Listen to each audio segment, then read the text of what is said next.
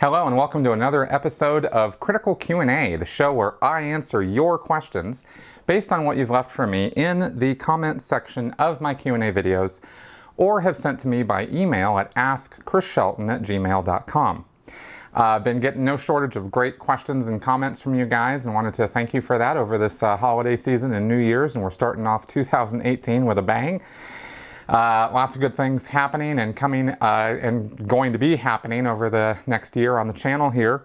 And I wanted to just give a little shout out on my Patreon supporters to the folks out there who are helping me keep this channel going and keeping me going full-time on this so that I can bring you the content that I bring you. Just a little update on that. There were some proposed changes that Patreon was going to be making, and they canceled that based on creator feedback, which was all very negative. So the Patreon guys went, whoa, okay, we're not going to make any changes, so nothing changed in that regard. YouTube has continued its sort of random demonetization of videos, so that hasn't really been a lot of fun. But, you know, not really much I can do about that, so I'm not going to sit here and rant about it. It just kind of is what it is. But I wanted to put out there that I have the next level of achievement I'm trying to reach on Patreon is to hit $1,000 a month. And if I can do that, then what I want to do is a patron-only Google Hangout, you know, every month or something, and kind of put that out there, right? As an idea, right? If you guys want to, you know, get some private FaceTime with me, in addition to the content that I post here on the channel for everybody, then, you know, if you want to help me get to that goal, then we can make that happen. We were almost there, and then I lost some supporters over the last couple weeks. But I did want to give a shout out to those who have signed up or helped out here, and those people are Gabriella Lowley, who increased her monthly amount, as well as Sean Toohey, and Sean Sendelbach signed up. Thank you very much. And Cheryl Garcia did as well. Let's see here. Now we go over earlier. And we get also Gary Lulu, doubled his pledge every month. Thank you very much, Gary. As well as Melita King. She also did that. Thank you. Victor Casados signed on, Christopher Moody, and I think I'm back down into the areas where I've mentioned and given shout outs to people before. Colette Mallet or Malay, Colette Malay. I hope I'm getting your last name right. I'm famous for butchering names, but thank you very much, all of you, for the support that you guys are giving me. It's really, really helping me to get my work done. All right, all that Patreon stuff aside, one other thing I wanted to comment on is I am an equal opportunity Star Wars and Star Trek geek, and I just saw Star Trek II again last night on TV while I was channel surfing, and I noted it's kind of funny how the second movie of the Star Wars series and the Star Trek series were both the best ones they made. You know, Empire Strikes Back, definitely best Star Wars movie. Wrath of Khan, definitely best Star Trek movie. And if I have to dodge some bullets right now because some of you guys are disagreeing with me, well, just leave it in the comments. I'd love to hear what you think about my geeky proclivities when it comes to Star Trek and Star Wars. All right, let's get on with your questions now. Gary Lulu. As a military veteran, I am versed in the rank structure of all the branches of the U.S. military. I am also aware of what the different insignias represent, what the different levels of responsibility come with those particular grades or ranks, and what is required to be promoted to the next higher grade. Each branch of the military having their own special type of requirements, such as physical fitness, decorations, and testing procedures. What is typically required to be promoted from the lowest rank to the highest in the Sea Org? Does a new Sea Org member start off with the rank of seaman and progressively make their way up the chain? Thanks for the question, Gary. And let's talk about the promotion cycle for Sea Org members. Basically, Sea Org members start off as swampers. Okay, the rank system and the rating system in the Sea Org is pretty simple. Really, really not complicated. It's just a ladder of titles that you get as you progress. And there really isn't a lot of prestige or honor or, you know, additional benefits that come with rank particularly. I mean, there's a little bit of a status thing for sure, especially with officer ranks in the Sea Org, but for the most part, nobody really cares that much about it, because really the determination of your seniority and your sphere of influence and responsibility and the power that you hold in the Sea Org really depends on the post that you are assigned. And what level you're at in the management echelon, not your rank. You could be a very high-ranking janitor. And in fact, there are some very high-ranking cooks and cleaners and people in estates, in the estates division. And they're there because they got busted there. And when you get busted, you don't generally, sometimes, but generally speaking, you don't get rank taken away from you. Sometimes people are demoted one rank as a result of a disciplinary measure, but it's not a devastating thing to have that happen. People just kind of go, oh yeah, this sucks. Now, you know, I went from midshipman to, you know, warrant officer or something. Oh, okay, well, you know, and let me now explain how promotion occurs. Every year there is an officer candidate board put together, and it's supposed to be twice a year or maybe 4 times a year, but generally speaking it really only happens once a year, and that time is in August, around the time of the Sea Org Day celebration, which is the anniversary of the Sea Org. And that Sea Org Day is first a rank and rating promotions ceremony, where a whole review of the last year is done, and there's usually some kind of slideshow or presentation, and then promotions are given out. Now, every person who's promoted is the way the process works is you have to fill out a form. You have to apply for a promotion. It never just happens to you. Sometimes, in very rare circumstances, a senior person will fill out the application for the person who they want to see promoted. They want to see their junior promoted because they feel the person deserves it based on merit or longevity or whatever. But that rarely happens because it takes a little bit of time, as I'll explain. The application is a statement of why you deserve promotion, you know, how long you've been in the Sea Org, what your current rank is, of course, what your statistics have been over the last year. You have to attach graphs showing that your production is, you know, going up, or generally trending in an upwards direction, you know, or at least isn't going down. You then have to go to the course room and you have to get the supervisor to write and attest that you're a good student and you attend study regularly. You can't be skipping out on your enhancement time, as they call it. You also have to get a write-up from the case supervisor or the director of processing that you're, you know, not psychotic, basically. I mean, not in so many words, but basically that you're, you know, stable and that sort of thing. And you, of course, have to get a write-up or some kind of a thing from your senior who's going to approve your application. That's the first person it goes to. So it could stop dead right there if your senior doesn't like you or has some problem with you, or just this, you know, maybe you had a great year of production, but last week there was some big emergency that you were somehow involved in, and so your name is mud right now. Well, you can forget your year of stellar production, because if your name is mud, then your senior isn't going to pass on your application. Once your senior approves it, it will go to his senior or the commanding officer of the organization you're part of, because the Sea Org, as you know, is lots of different organizations. So like the management organization I was in, which was the Continental Liaison Office, would have my application go to my direct senior, the commanding officer of the FOLO, the Flag Operation Liaison Office. And then it would go to the commanding officer of the CLO, right, the COCLO. And she would look at it and approve it. And then it would go to the local officer candidate board, I think OSB applications. You know, I didn't even bother to look this up. This is all off my memory. But anyway, there's this board that meets, and they review all the applications after everybody's signed all the, you know, lines and dotted the I's and crossed the T's. It goes to them for review, and if they don't see any problem with it, and then usually that is reviewed by, that's very senior people at the local level. okay? And I won't get into any more post titles throw around because they won't mean anything to you guys anyway, but very senior people are looking at it. If they okay it, it goes to the international OSB board, officer, I don't know, like I said, I actually forgot what it stands for.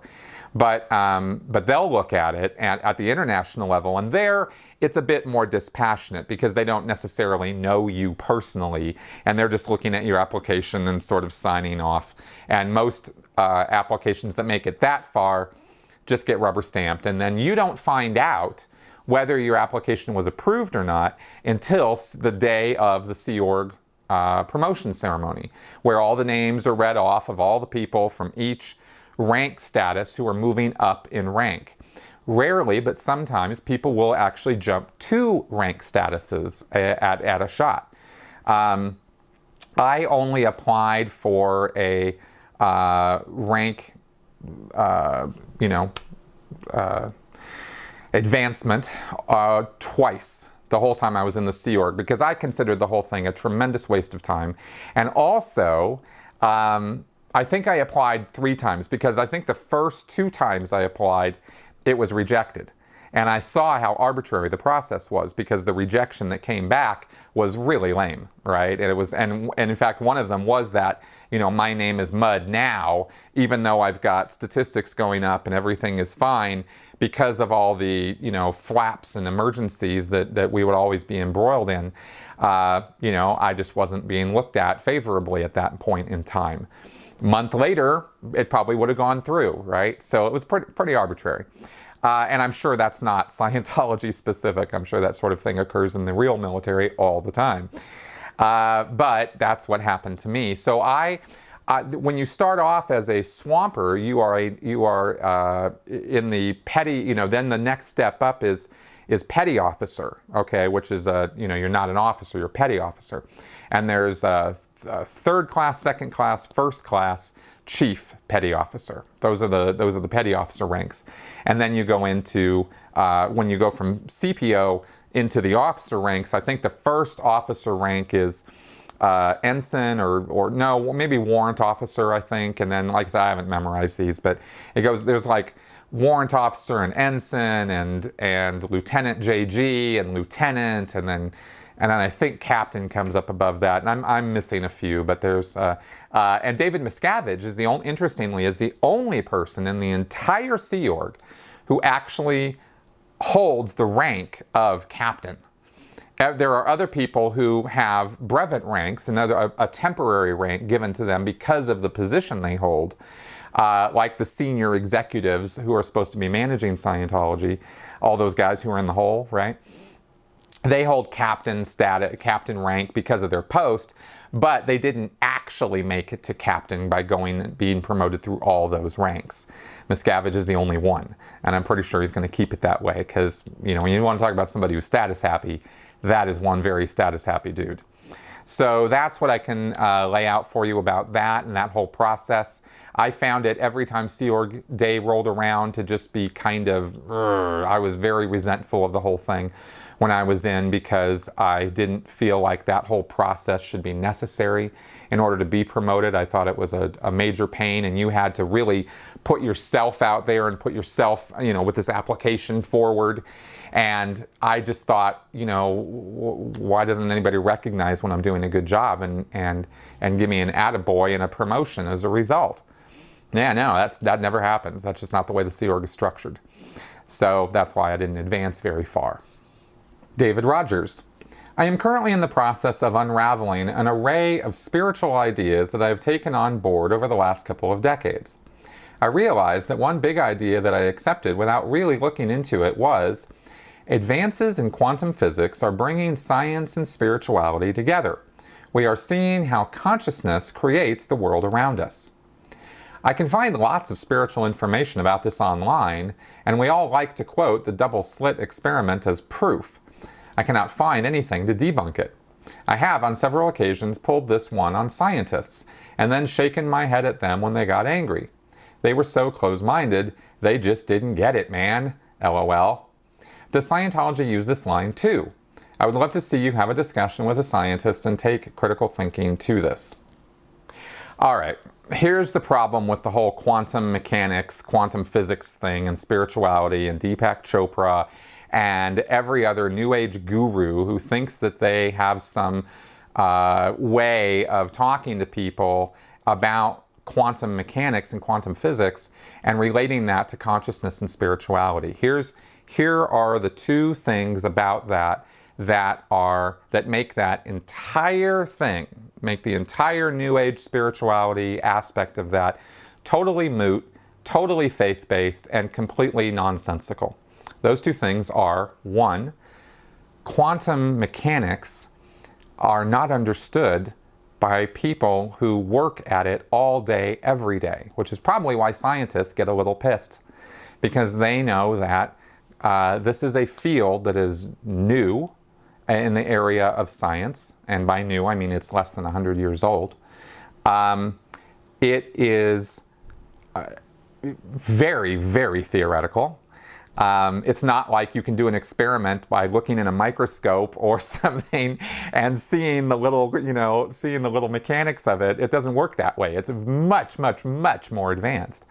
And Richard Feynman, who is one of the leading quantum physicists of our time, specifically said, this is not a direct quote, but basically said, if anyone who thinks they understand quantum mechanics doesn't understand quantum mechanics. It is a very, very non-intuitive, difficult to understand any part of it kind of science, and it's fresh and it's new and it's being figured out. So when real quantum mechanics experts and scientists who themselves know how little they know about it hear some idiot like Deepak Chopra go on about how quantum mechanics proves consciousness, of course they get pissed, because it's a horrible bastardization of their work. It doesn't enter into consciousness in any way, as I understand it, and I don't understand that much of it at all, right? But here's the other thing. Here's number two. No one really understands consciousness either. Not really. They do not have this nailed in biology, in medicine, in physics, in any branch of science. Consciousness is a big question mark. And anyone who says otherwise is literally selling you something, okay? There is nothing settled in science about quantum mechanics or about consciousness, at least not at the level that I've read about it. And I am not professing to be any kind of an expert on this, but I'm trying to make the point that neither is anyone else. They're still trying to figure this stuff out. And you learn when you start diving into the details on this stuff and you move past the New Age guruism where people are trying to sell you things. If you just get past all that nonsense, you come to realize that there are a great many things that we just don't get yet. And I mean a great many things. We're still figuring out gravity, right? And you think you understand gravity. You got something, you drop it, it falls. Oh yeah, the bigger the object, the more gravitational attraction it has. But what is gravity? How does it work? And why is it that, according to astrophysicist Neil deGrasse Tyson, as of the other day when I saw him this week on TV, he was saying that 85% of the gravitational forces in the universe don't make a lot of sense right now, right? They don't get why those forces exist. Why is the universe expanding at an accelerating rate right now? They don't know. And they come up with these terms, dark energy, dark matter, right? And as Neil deGrasse Tyson says, they might as well call it Fred and Wilma. Like, they're just names. Dark matter, ooh, sounds so ooh. But it doesn't mean anything, because it's just a term to describe something that they don't yet understand. So the idea that spiritual gurus have some inside line on quantum mechanics and point to some experiment that scientists cannot explain fully and go, that's proof of consciousness.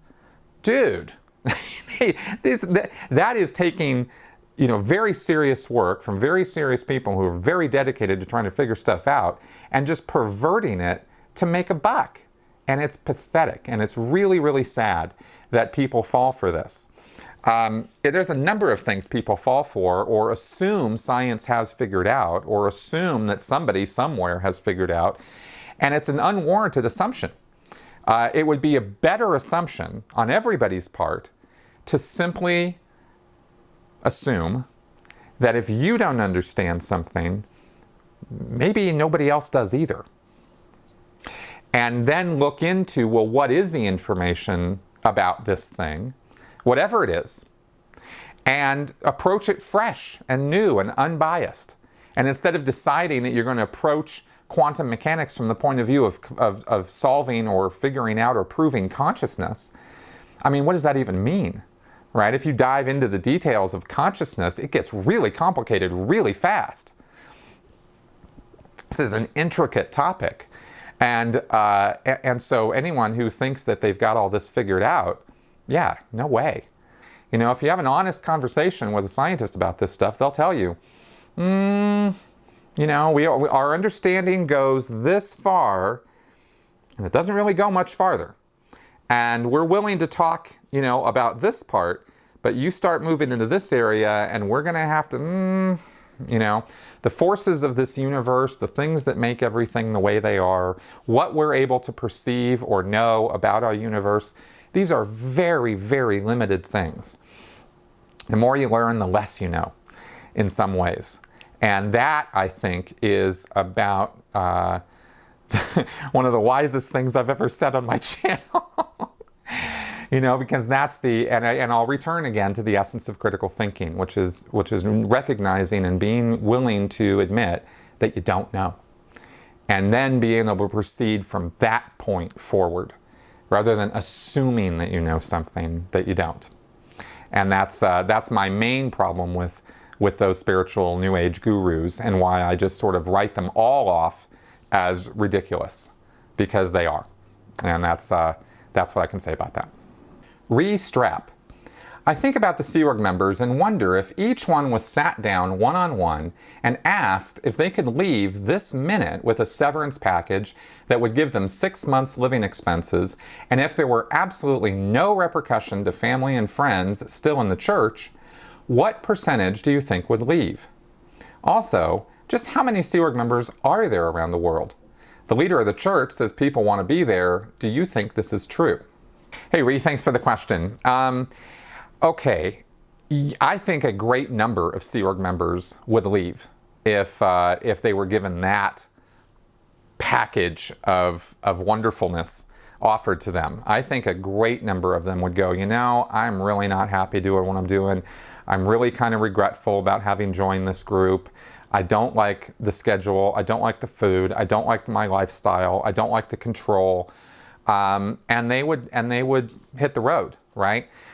Which says a lot about the control mechanisms in place to keep Sea Org members there, right? The low pay, the authoritarian environment, the emotional and psychological blackmail of disconnection. These are very, very real factors that keep people locked in. And by locked in, I don't mean that they stay there because they know very few people are sitting there thinking, I can't leave because it will mean that I will be disconnected from my family. That's not the thought process that goes on in a Sea Org member's head, I will say, in my experience, and I think for the most part. Instead, what they think is, well, it's tough and it's kind of hard here and I don't really like it, but I'm here for the greater good and I'm here doing this job and I'm here for whatever reason they signed up for, and I need to fulfill that goal and this is the best place to do it, and so they continue on. But the thing underneath that's, you know, like that, all those things that I just said are rationalizations or justifications that they're coming up with to stay there. But underlying that are the real reasons, and the real reasons have to do with the enforced disconnection and the fact that, you know, they feel they need to honor their commitments or their pledges or their promises or something, or they will be, you know, they feel they'll be ostracized, or they feel that they won't make it in the real world, they don't have the money to leave. Those are all very real reasons, but those are not admitted reasons that they would be thinking about. They're not consciously, thought about reasons. So, so if you sat down and talked to them, they'll tell you all the surface, rationalizations. But an offer like this would cut through a lot of those surface rationalizations and would get down to the heart of the matter pretty quickly, because it would take all those excuses out of the way, and it would really give them an opportunity to make a real honest choice with real choices, that there's an alternative that they can look at and go for that would be meaningful. They're not going to lose their family and friends. They're going to be able to stay in touch with people, and they're going to have enough money to get themselves started. They're going to have some kind of a support system ready there for them. So I don't know how such a thing, of course, could ever be done, but I think that if it were done, you'd empty out a good chunk of the Sea Org pretty fast. Oh, and by the way, there are, last I knew, when I left the Sea Org at the end of 2012, the figure was around 5,000 Sea Org members.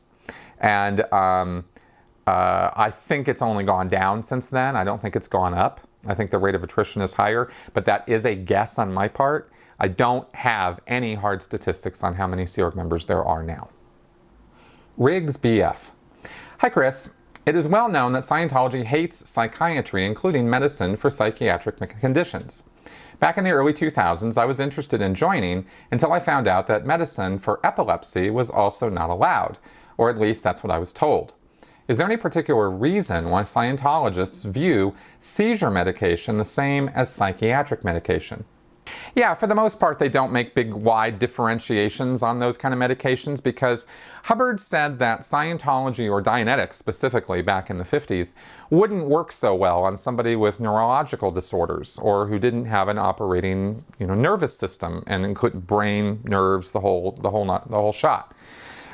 So medications to compensate for disorders or problems with a neurological condition make Scientologists nervous, because it harkens back to the old Dianetics line about how the stuff won't work on you if your nervous system is screwed up. And also because anything approaching messing around with the brain makes Scientologists very nervous. They associate that immediately with psychiatry and psychology, which they hate. So they will just, rather than, they'd rather be safe than sorry by erring on the side of caution as far as they're concerned, by not allowing people on those kind of medications to take part in auditing or take part in Scientology, which pretty much means, auditing. So that's pretty much why they don't, Scientologists are not well educated when it comes to neurology or physiology. Right? They, the case supervisors who oversee the auditing have a physician's desk reference maybe at hand to look up various medications and what they do and what they're for. And if they get anywhere near a neurological disorder or something wrong with the brain, they start going, oh boy, we don't know that we want to have anything to do with this. And also, underlying all of that is a fear that the person, in your case with epilepsy, might have an epileptic, seizure in the middle of an auditing session. And that would be horrible as far as they're concerned, because what caused it? Did the auditing cause it? Did the condition cause it? Are we able to deal with that condition in any way? No, we're not, or maybe we can, I don't really know. And they perceive it as a kind of a threat to the organization's well-being, because if somebody were to have something bad happen to them medically, that could fall back on the church. So they're very, very wary of anything at all that could possibly rebound on the church in a negative PR light. So that's another consideration with that also. Kiki Magoo. I have been diagnosed with bipolar after 20 years of instability.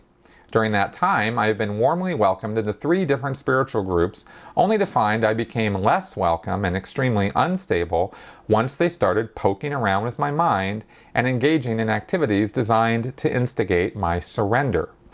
This would generally just re-traumatize me, causing me to freeze, become psychotic, or just run away. Although these groups were comparatively patient with my reactive mind, eventually some excuse would be made, such as, "Your resistance was too great," "This path isn't for the faint of heart," "Maybe you're not quite ready for this." There was a broad mix of personal responses from annoyance, anger, bemusement, and pity. But ultimately, nobody ever said, "We aren't what you need," nor does anyone senior ever apologize. That was unthinkable. How would Scientology respond to this situation? I.e., everything they do seems to make it worse rather than better. Do they sweep it under the carpet? How about in the Sea Org? Would they be quietly routed out? How would a family of Scientologists cope if one of theirs was losing their mind? Well, Kiki, I'm really sorry to hear about those experiences for you. That really sucks. And a lot of what I said in my last answer applies here as well, as far as the operating basis of Scientology, and of course that includes the Sea Org, that they get very touchy around things that they don't understand or that they can't deal with. And neurological conditions or psychotic episodes or instances of a person having, real serious psychological issues or mental instability, those aren't things that Scientology is prepared to deal with at all. The best thing they've got for that is silence and isolation and, the Lisa McPherson remedy, right, which is called the introspection rundown, which killed her and has resulted in, really bad instances of things happening to people, in other places where the introspection rundown has been done. So basically the problem is that Scientology and these other spiritual groups are not prepared to deal with real mental and psychological problems. They're there to make a buck. They're there to deal with people who easily respond to their methods. And that is why, fairly quickly they should have, they have some kind of a filtering process usually where they just kind of go, yeah, no, not really for you. But cultic groups now, in terms of, the point of your question about apologizing to you or acknowledging that they made an error in some fashion, that's not a characteristic of a cultic group. A cultic group's, one of their defining characteristics is that they're never wrong. Anything that goes wrong, that was on you. It was your fault. And in Scientology specifically, if Scientology doesn't work on you, Hubbard said the only reason for that is because you're a criminal. You're doing bad things and withholding them and not being upfront and honest and open with them. That is the black and white thinking of Scientology when it comes to whether Scientology is going to work on you or not. Either one, it wasn't done right, or two, there's something wrong with you and you aren't being upfront and open and honest with us, and that's why it's not working, you see. And once they look it over and determine that what was done with you was properly done, or the methods were properly used, or the instructions were followed, once they satisfy themselves that that's not the problem, then the problem is you. And this is just how cults operate, right? And it's victim blaming, and that's just par for the course for almost any of these cults. So it's really sucky that happened to you. I'm really sorry to hear that it did, but it is pretty much expected behavior and even predictable behavior once you understand what cults are and how they operate.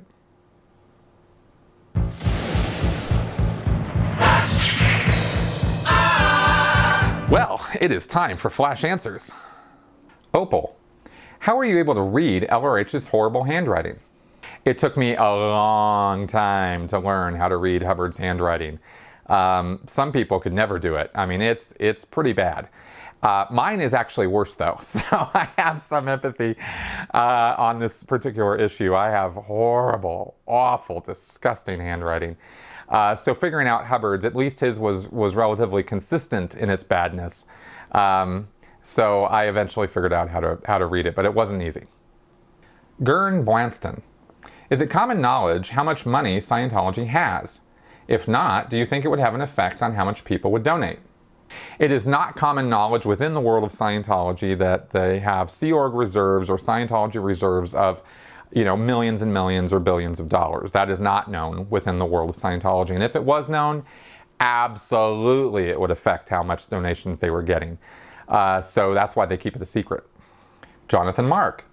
Leah Remini says that when she was asked where Shelley was, part of the reply was, "That's the leader's wife. You shouldn't be asking about her." Germans during the Nazi era called Hitler Führer, which means leader. Do Scientologists also refer to David Miscavige as the leader?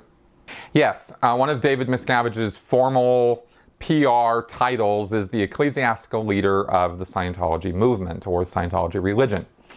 More commonly, though, within the world of Scientology, he is referred to as COB, as Mr. Miscavige, or as Department 21, meaning he is the on the organizational board that describes how Scientology is organized. Department 21 is the department of L. Ron Hubbard, the office of L. Ron Hubbard. It is the office of Source. And that is the mantle that David Miscavige has taken over after L. Ron Hubbard died. So people started referring to him internally as Department 21.